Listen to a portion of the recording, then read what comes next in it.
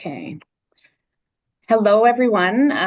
Thank you for taking the time this afternoon to attend this pre-construction meeting regarding the property at 54, 56, and 60 Bayswater Avenue. My name is Alice, and I assist Councillor Leeper with the planning and development files for Kitchissippi. We do have a representative of the owner here today, Brandon Bates, who's going to provide us with information on the construction timeline and plans. Before we get into that, though, I'll just give everyone a little refresher about the site plan that has been approved for the site. It is going to be a 6-story apartment building comprising 40 dwelling units with a total of 50 parking spaces for cars and 18 bicycle spaces as well. In terms of today and the format of the meeting, I expect we'll hear things about the timeline for each section of construction, such as excavation and so forth, truck access routes, construction staging, and any anticipated impacts to sidewalks or roadways. And of course, ongoing communication with the residents. And we'll also get some information on who residents can call on site if they have questions as the project progresses. And yeah, so we're a pretty small group. So we'll do some intros, but just quickly before we do that, I'll just make a couple of housekeeping notes. This presentation is being recorded and posted, and it will be posted on our Kitchissippi Ward YouTube channel. So in a few days, I'll get it posted there. And if anyone wants to review it after, they can do so. Or if you have a neighbor or friend that wanted to attend today and couldn't, you can just direct them to the channel. And if anyone can't find the link, please feel free to email me or Jeff's main inbox, and we'll get the link to you. I see we are a smaller group today, so I think we'll just, after Brandon provides some information, we can take verbal questions. And I would ask that you use the raise hand function to indicate that you'd like to ask a question. And also, of course, if you aren't comfortable being recorded on video, please feel free to turn off your camera. And I think, well, with that, Brandon, before I hand things over to you, why don't we just do a quick introduction? Because I know for me, I see some new faces, and I'm sure for you too, there are new faces. So, Brandon, why don't you start, and we'll go from there. Yeah, so my name is Brandon Bates. I'm a representative of the ownership group. Our company is Centennial Developments Corporation. This is going to be our team's first apartment building, doing the mid-rise 6-story, 40 units. And so I've brought along our builder to the meeting as well, Jessica and Colin. They're from Mistral General Contracting. Yeah. Okay. Who's next? Beth, you're showing up on my screen as next. So would you like to introduce yourself?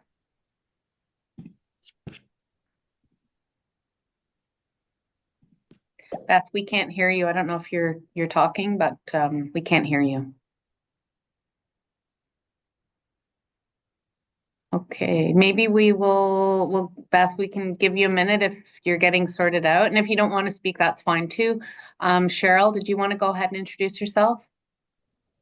Sure. So I'm Cheryl Parrott, and I'm with the Hintonburg Community Association with the Zoning Committee. Thanks. Okay. And Linda. Yes, Linda Hode. I'm also part of. Oh, Linda, you muted halfway through. Okay, we can hear you now. As I sigh. Yeah, I heard the sigh. Hintonburg Community Association Zoning Committee. Thank you. Jessica. Hi, my name is Jessica. Just like Brandon said, I work for the developer as a general contractor. So representing Mistral GC, I am the pre-construction manager. Okay. Yeah. Nice to meet you. Colin. I'm with Jessica. My name's Colin. I'm with Mistral General Contracting, representing the ownership group as the builder. Okay, great. And Denise, would you like to introduce yourself?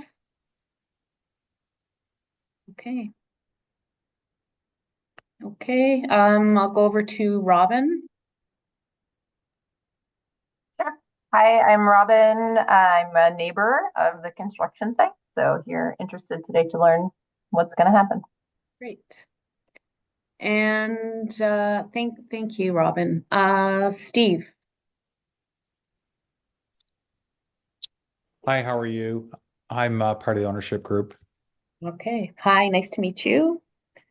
Okay. And oh, I see Beth on the screen now. Hi, Beth. Oh, hi. My name is Beth Clark. I own the property right next door to the development at 62 Bayswater Avenue. Okay. Hi, nice to meet you. Nice to meet you as well. Okay. So I think we have that's everyone. So Brandon, I'll hand it over to you. So please go ahead. Sure. So we initially started this development planning back in 2020, 2021, going through all of the rezoning of the property from an R4 site into an R5. We got that approval a couple of years back. We put the project on pause for a couple of years during COVID when there was lots of questions across the board on everything. We have re-engaged the project as of this summer, bringing on Mistral as our general contractor, and we've been going through all of the pre-construction phase up to this point. Okay. The site has started to become a bit more active recently. We've started getting utility disconnects, and so you might see some big machinery on site digging up gas pipes, water pipes, that sort of thing. And we are targeting to demolish the properties before the end of this year. Okay. From there, we're going to be excavating and pouring our footings in like a February, March timeline. And Mistral, feel free to jump in if I'm incorrect on anything so far. That's correct, Brandon. That's the proper timeline. And then from there, I think we're looking at about a 16-month total build. Okay. So yeah, on site at this point, we have fencing around the properties. We have gone through surveying the property. We've done all of our geotechnical studies. We've got reports done by Patterson on neighboring properties and ensuring that we have like an existing conditions of all surrounding properties. Okay. Yeah, I'd be happy to take any questions on the plan going forward. I'll start with the first question. Typically, we find that excavation it's sort of the most disruptive part of any new build for the neighbors. Do you have a rough idea of the timeline that's going to be involved in that? So I know the excavation process is going to be taking place in and around February. I would assume mid to late February. Maybe Mitchell could step in on, I don't know how long exactly that might take. Yeah, sure. So that process, it'll be, I would say, around a month to a month and a half, conservatively like 2. So that'll start the process of the site works or the earthworks will start in February, and then proceed on pretty much until that April point. You're not going to be blasting, or are you going to be hoe ramming, or what? We don't have any blasting. The only thing kind of related to that would be some shoring. So for 2 of the elevations, they will have shoring along them. So that'll require equipment to put like tamper down the soldier piles and leggings, which is only on one elevation. To kind of get ahead of that, what we've done is preconditional surveys. Patterson has gone out and done preconditional surveys of the property surrounding. I don't think everyone replied to it. And then during that point too, when the shoring's ongoing and kind of encroaching into the excavation, we'll have a vibration monitoring. So there's certain levels that we can't exceed over, so that will be monitored daily. Okay. I see Linda, you have your hand up. Did you want to ask something? Yes, I just want to know, did you check for bedrock? Because there's a lot of bedrock in this neighborhood, as we know and heard about at a recent meeting. So it surprises me a bit that you aren't going to need hoe ramming. It would be good news if that's true. Yes, Yeah. we had geotechnical investigations done, and essentially the building is going to be positioned above where the level of the bedrock starts. Yeah, there was wells drilled, and then you survey the area. They look to see where the glacial till and where the rock was, and it sits above in that area. It's only one level of underground parking, so you're not going down super deep like a lot of the other projects in the area. Actually, I forgot there is sort of a stream bed somewhere in that area, I think. So you may have lucked out. Yeah. That is good news. Yeah. Let's see, Cheryl. Cheryl, I see your hand up. Please go ahead. So what kind of shoring are you doing? Is it the, I'm trying to think what the name of it was that they did over at Claridge, which was extremely noisy. It is not sheet pile Sheet shoring, piles. which is what would be super noisy. We're using traditional like soldier piles where you drill down into the rock. Okay, and then what kind of shoring is it? Wood shoring or something? It'd be a combination, yeah, of H beams and then wood shoring lagging, correct. There's no sheet piles. Okay. And how close are you going to the neighboring properties? Because it seemed to me you were fairly close. And one of the issues we've had over the years is um, um sort of excavating right to someone's foundation and exposing their foundation. Is that going to happen on this site on both sides?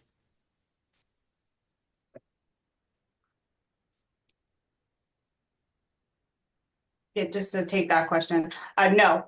So we're on our property line. We're within our property line, or we're close to it, but we're not impeding on the foundation of the adjacent properties. And how far are you away from an adjacent property's foundation? Not their property line, but their foundation. I have to Um, check the drawings, but I think even the property line's like 1.4 meters away. Yeah, that's approximately right. I don't have an exact number, but 1.4 to 1.5 was what comes to mind. Okay, yeah, because a lot of times they excavate much further than the property line is what we've seen.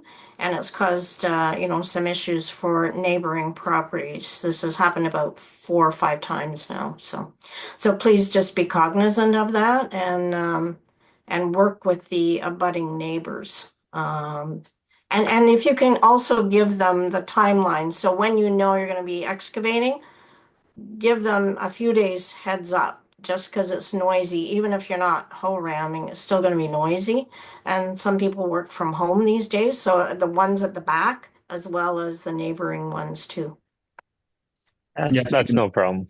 It's no problem. And we've surveyed the property again before we've started, and all our plans are off of that latest survey. So we'll make sure that we are staying on the property line. Sorry, I'm not sure how to raise my hand on That's this. okay. Go ahead.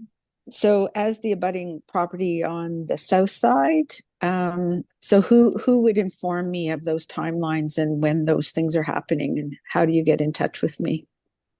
Our site team would typically do an introduction once they get mobilized down there, or our superintendent or project manager, get your contact information, then we can either call you or send out an email with our activities.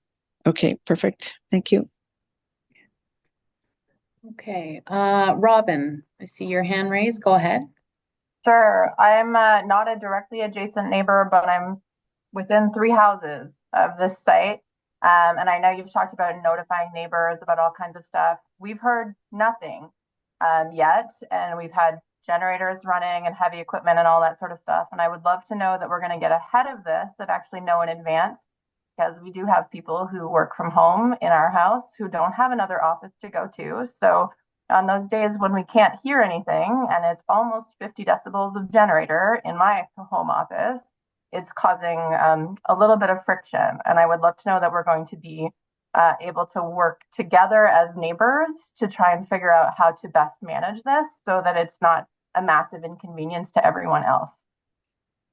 Yeah, if we can get in touch with you, we definitely can we'll make the introductions and keep you in the loop on any of the demolition proceedings. Right now, there's been some internal works, but the demolition has not quite begun yet. But in the next couple of weeks, I would say we'll get in touch with you on the game plan for that. Yeah, that would be great because I know that internals of the house are being demolished. I can see them from my office window, and there have been generators running from 7 a.m. to 4 p.m. daily that are not exactly contributing to the health and well-being of my family and our ability to do our work in an easy way. Yeah. And I'm not the closest neighbor to the property, so I'm sure other people on this call may be similarly impacted.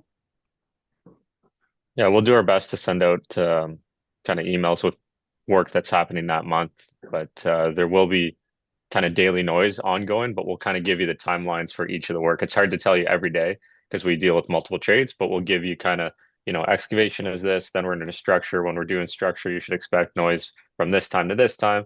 And as we close up the building, a lot of that noise gets muted, obviously, from the inside, but we'll do our best to communicate those timelines to you as we start. Awesome. Thank you.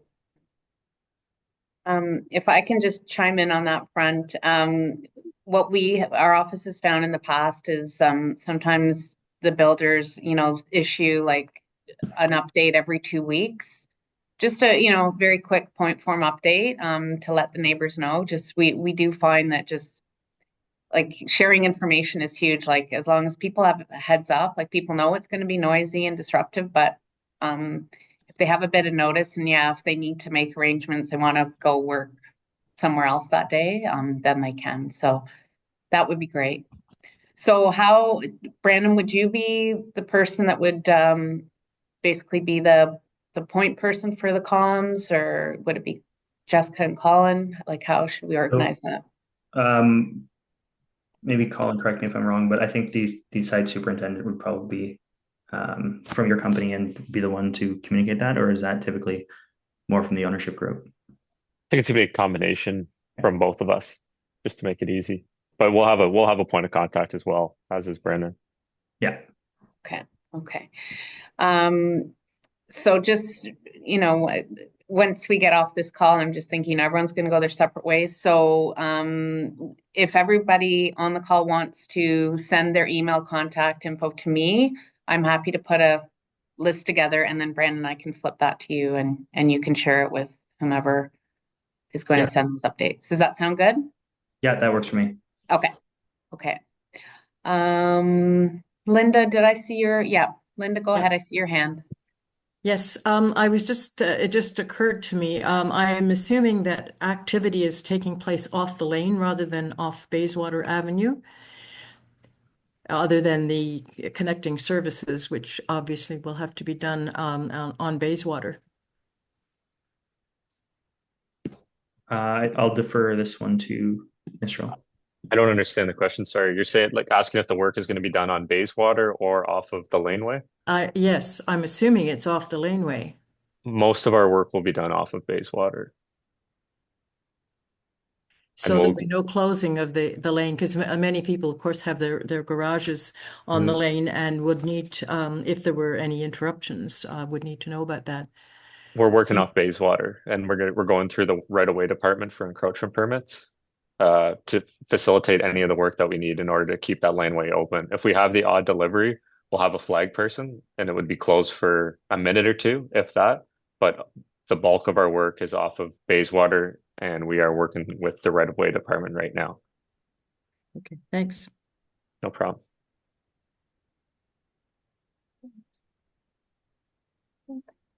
Oh, Cheryl, I see your hand up. Go ahead, please. So there is a primary school that's just a block over. So there are a lot of kids that cross that intersection to and from school. And even though it's primary, some of those kids are walking by themselves. So please be very careful at that intersection and up Bayswater as well, just because there's lots of little kids around, especially Somerset Bayswater. And if you've got fencing, please make sure that the uprights that hold the fencing up, the stays, are not encroaching on the sidewalk because those become a trip hazard. So please have them back onto your property or get the ones that go parallel to the fencing. There are some that I have seen on other projects. So whatever works to keep it off the sidewalk, as well as the snow plows will hit them too. And you might want to investigate then if you're going to be accepting deliveries there, if you can get one of the no parking across the street for those times when you're going to have it blocked for a bit, because otherwise you might block the whole roadway. And there are school buses that go up there too. So Yeah, Bayswater is just, yeah, tricky. Yeah, we're working with the right-of-way department right now, and we're building out a full traffic control plan that meets the ministry regulations. So any impediments to traffic will be approved by the city with our approved traffic control plans. So then traffic can continue to flow. And then any areas that we're taking, we're paying for the proper permits to ensure we have that space. It's not just like drop off in the middle of the road and then, create havoc in the neighborhood. We're going through the proper channels to make sure it's done properly. Okay, and proper signage again if the sidewalk is blocked, etc. Yep. And then the other, I was just going to make a point, but I've forgotten it, so I'll come back to it. I have another question. Go ahead, Beth. So I see, Steve, I see you're on the call. I guess. Yes, and I was going to actually introduce myself in a second. I can't put my video on because where I'm working, if I put it on, I'm going to end up losing you. I didn't want to have to log back in, but go ahead. Yeah, so I'm waiting for, I believe, a copy of the insurance, as you and I emailed. Yeah, Yep. And you guys are accessing my property, right? We're Isn't that not, what you stated? Or no, it's just because how close your house is to 60 Bayswater, because you're right next door. When they do the underpinning for the shoring walls to make sure that it's safe, what we required was the insurance certificate for the city of Ottawa. They require a minimum of $5 million. We ended up doubling that to 10, and Brandon just got and submitted today that document effective today. So one of the things I was putting together was an email so I could submit to you. Here's what you wanted to see, that everything is protected, and it's wrap up insurance, it's wrap up liability. It protects your property and virtually anybody else who received the letter, who had, well, anybody who is within the realm of, the development. If there was any blasting or any vibrations that cause damage, that's what it's there for. okay, perfect. Thank you. And also, I just wanted to say, I know that I met briefly before Robin long when we went through for site plan approval, as well as I think Cheryl and Linda, you guys were there. So one of the reasons why all of a sudden there's been so much activity is one of the things that the Hintonburg Community Association asked us for was to not, vacate and basically have the tenants move out far earlier the development was going to actually proceed. And we did that, just to let you know, so that the last tenant moved out literally December 1. And within days, and by the way, 60 Bayswater, the abatement started, then 56 was first, because those people did find places early, and we did pay for compensation above and beyond what was necessary to have them find their new homes. Then 60 moved out, and we immediately moved abatement to 60. Then the last person in 54 moved out on December 1, and abatement immediately started there. Then you have to do all the sewer blanking, the water shutoffs, the power. And I'll tell you, it's been quite an adventure learning how many people need to dance to the same song in order to get things done. So a perfect example is today, right in front of Linda's house, right beside Linda's house. They're digging the hole, Enbridge is there, doing the gas mains, because when they cut the gas line, they actually have to re-weld it for safety, right? So it's 8 weeks to get these people to start to play, and it gets delayed, and then it's 10 weeks. So we pushed the move out dates as far as you possibly could in order to meet the requirements to do the demolition and to confirm, the bedrock quality. Because yes, fortunately, there's no blasting required because the bedrock is below the lowest level of the underground parking. But we need to also know the quality, right, of the bedrock. So these things have to go in concert to make sure that first of all, the build timeline is as compact as possible because nobody wants this building going up over 2.5, 3 years when it's possible to go in at 16 to 18 months. And that's the goal. Mistral is somebody who's been around. We've known Colin and some of the people in his team for a long time, but we've known Colin and been talking about this building on this site for over 5 years. So we're very pleased to, do this with them. But I'm also completely confident that, for example, the insurance we have and the team that's there is going to be, is going to be managing the site properly, but also safely, and also making sure that, as you mentioned, the signage is there, that we're not blocking the alley. It's also a challenging site because you've got power lines on the front and you've got power lines on the back. It would make it a lot easier if one of those places didn't have power lines. So I think we've put in place as much as possible to ensure that the site can be, managed, but also that the structure itself can be built as efficiently, as quickly, and as appropriately as possible. It's just not possible any other way than what we're doing. Most importantly, I think that if we were doing our next building here and it was on Bayswater, I would have to say that now, knowing how hard it was to just get everybody finally to jam themselves into the very beginning of December, I would have to say that when you're asking a developer to not allow people to move out until the very end, it's not possible anymore. Because there's the potential situation where they could say, I'm not going to move out, and that's going through council right now. And it creates a situation where you could lose financing for a project. You cannot have people stay in, till the last day like we did. It's really crazy. I wouldn't do it again. Okay. Thanks, Steve. Okay. Anyone else? Any other questions? Cheryl, you've got your hand up. Yeah, so I remembered what I was going to bring up before, Yep. which was you were talking about you're working with right of way, et cetera. Are they giving you a trucking route when you're doing the demolition as well? There's no half loads right now, so we're not. We're just taking the normal, typical trucking routes out of the city. But which way are you going when you go there? Are you going south towards Gladstone, or are you going to Somerset and to Parkdale somehow? I'd have to double check with the excavation company. I don't have that off the top of my head. Okay. I haven't seen their trucking routes yet. Okay, because again, you're crossing, if you're going south towards Gladstone, you're crossing Laurel Street, which again, there's lots of little kids. They do have a crossing guard, but there's lots of little kids and parents there. So just to be cautious. And, then we can also give a heads up to neighbors that they're going to have trucks going down to Gladstone. But if they're not going, then we don't have to sort of give them a heads up. And how do you spell the name of the construction company? Is it Mistral, or how is it spelled? It's Mistral.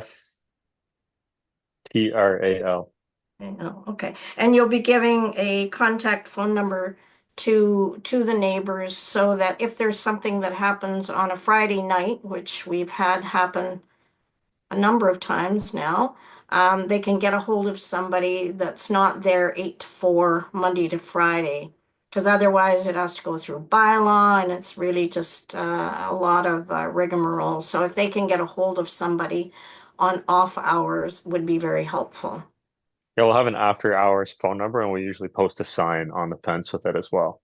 Okay, good, perfect. Just to make it easy. Here's your after hours site contact. If it's not an emergency or Enbridge or fire, please contact this person with a number.